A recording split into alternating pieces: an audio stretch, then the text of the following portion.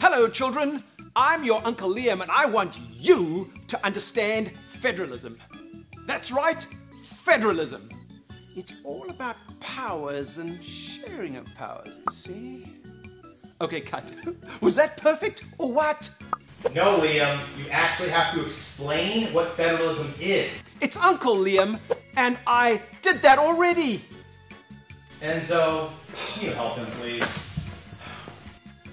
Thank you, Uncle Liam. But let me fill in a few blanks here.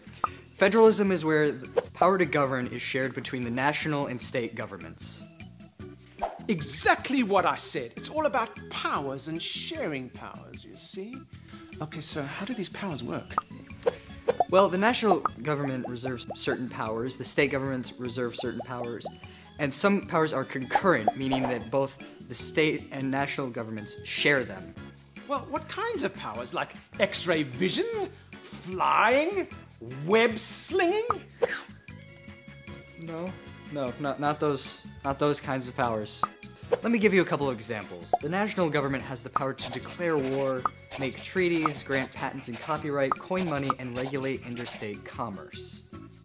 Interesting powers, very interesting national powers, especially the driving commerce. Oh, you mean interstate commerce? Yes, like driving the interstate commercial, like you're driving the interstate expressway, superway. You know what I mean? Yeah, okay, let me clarify. Commerce is the buying and selling of things, kind of like a business. And interstate means between the states. So the national government has power over interstate commerce. Interesting powers. So what about the state government powers? Well, I'm glad you asked, Uncle Liam. So some examples of reserve power of the state are conducting elections, overseeing education, issuing most licenses, and intrastate commerce. Wait a second, hold on, Rachi, I think you're messing it all up. You told me that the national government had commerce powers. Ah, that's it. I'm taking over from here, right now. Okay, well, hold on, Uncle Liam, let me explain. The states control intrastate commerce, so specific laws and regulations for commerce within the state itself. The national government oversees interstate commerce, which is between the individual states. Okay, good. I'm glad you understand now, and you're very welcome. So tell me about the shared power. Okay, so the government has powers and the states have specific powers. In addition to that, there are powers that both the national and state government share. For instance, collecting taxes, establishing courts, and regulating banks are all examples of powers that both the national and state government share.